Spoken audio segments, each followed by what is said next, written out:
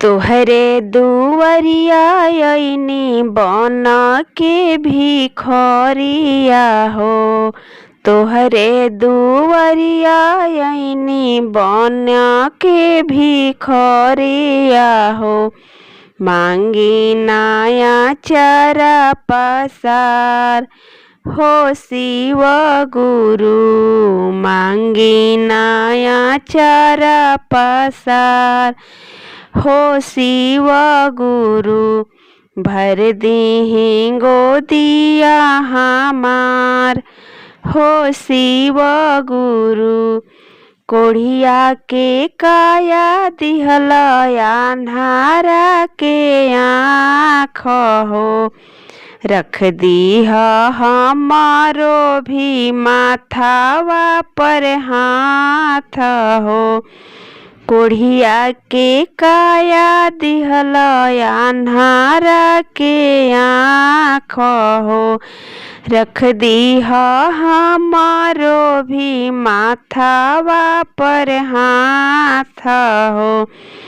जब केहू ताना मारे कही के बझिनिया हो।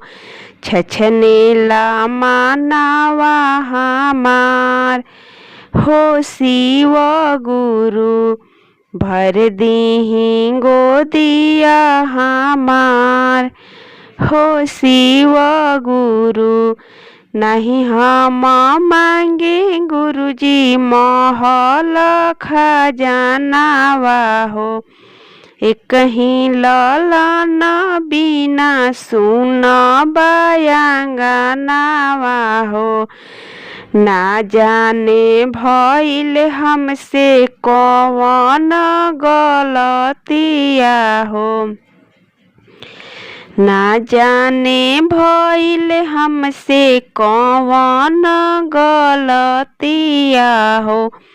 माफ करी भूल चुक हमार हो शिव गुरु। माफ करी भूल चुक हमार हो शिव गुरु। भर दीही गोदिया हमार हो शिव गुरु। भर दीही गोदिया हमार हो शिव गुरु। मांगतानी आचारा पसार हो शिव गुरु।